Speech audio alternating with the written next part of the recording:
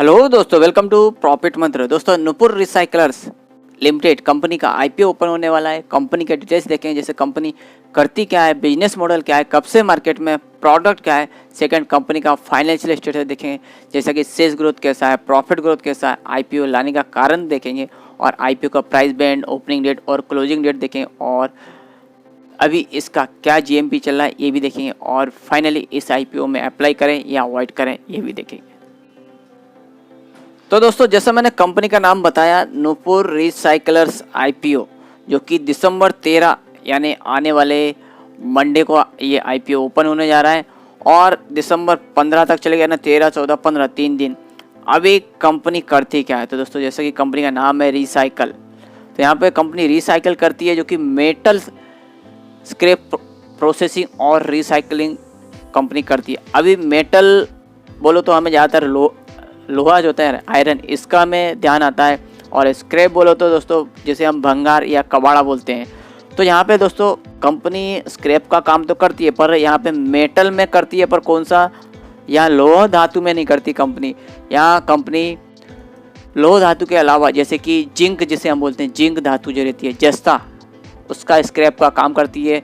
कटा हुआ जैसे रहता है जस्ता die cast scrap, Zurik SS scrap और एल्युमिनियम जोरवा ग्रेड के, इन सब स्क्रैप में कंपनी काम करती है। यहाँ पे स्क्रैप कंपनी क्या करती है, यहाँ पे इंपोर्ट करती है, जो कि कंपनी के बाहर जो सप्लायर है वहाँ से, और यहाँ पे इंपोर्ट करके यहाँ अपने जो कंपनी के यहाँ पे सप्लायर हैं उन्हें यहाँ पे सप्लाई करती है। तो यहाँ पे इंपोर्ट और ट्रेडिंग, ये दो सेक्टर में कंपनी यानी तरह से काम करती है।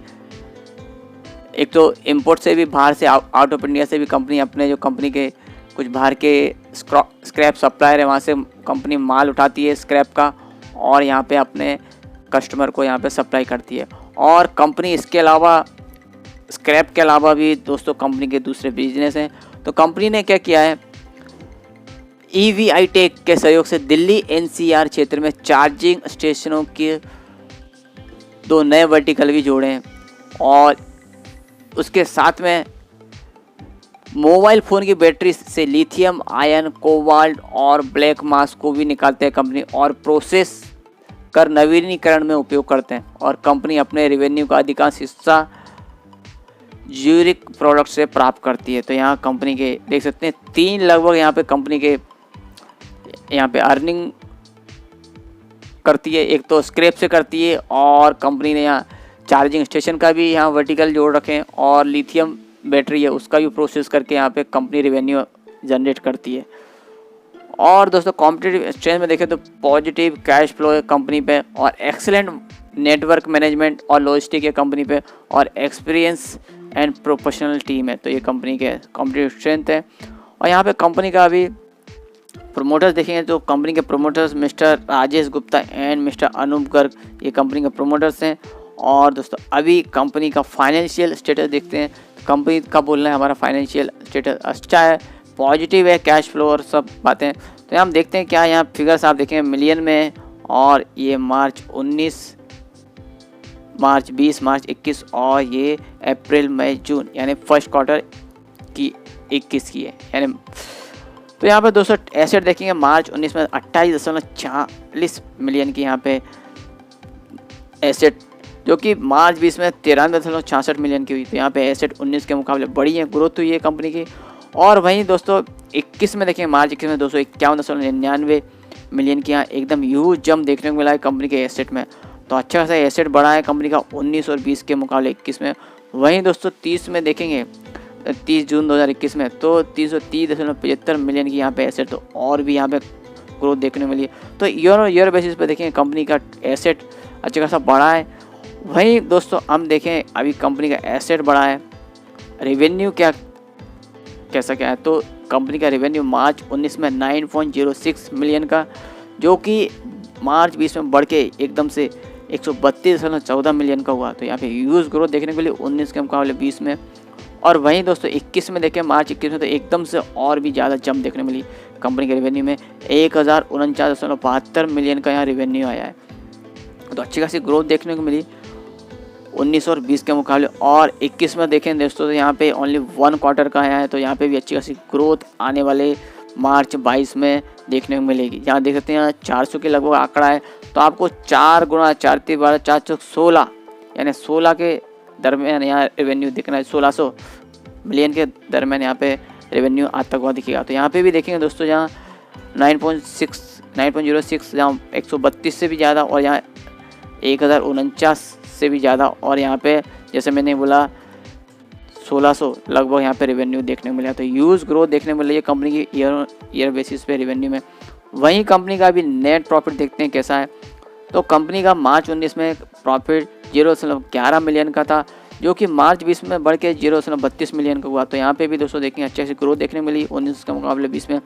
और यहाँ दोस्तों 21 में तो एकदम कंपनी ने अलग ही ह्यूज ग्रोथ दिखाई है कि एकदम यहाँ 0.11 और 0.32 नेट प्रॉफिट था 19 और 20 में, जो कि 21 में देखेंगे तो एकदम 100.05 मिलियन का यहाँ पे कंपनी ने प्रॉफिट बनाया है। तो ह्यूज जंप देखिए कंपनी के यहाँ पे 21 में प्रॉफिट आते हुए दिखा है।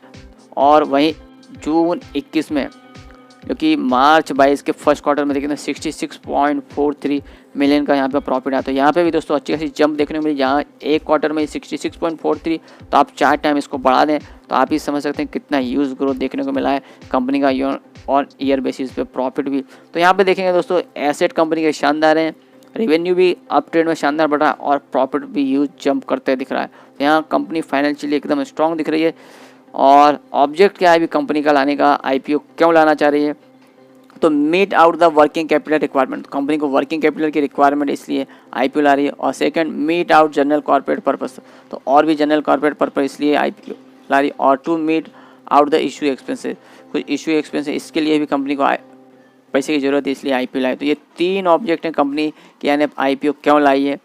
और आईपीओ भी स्टार्ट कब हो रहा है, तो दिसंबर 13 को आईपीओ स्टार्ट होने जा रहा है। तो आज 11 है दोस्तों, आज सैटरडे, कल संडे 12 तारीख को और 13 यानी मंडे को ये आईपीओ स्टार्ट हो रहा है और दिसंबर 15 तक चलेगा, यानी 13, 14, 15 3 दिन। और issue type fix price issue है, फेस वैल्यू 10 रुपये पर इक्विटी शेयर है और आईपीओ का प्राइस 60 रुपये पर equity share. Market lot 2000 shares का है, मिनिमम ऑर्डर क्वांटिटी भी 2000 शेयर्स की है और listing NSE as the SME होगी। इशू साइज 34.20 करोड़ का है, इसमें टोटल फ्रेश है जो कि टोटल कंपनी के जो भी ऑब्जेक्ट है इसके लिए यूज होगा।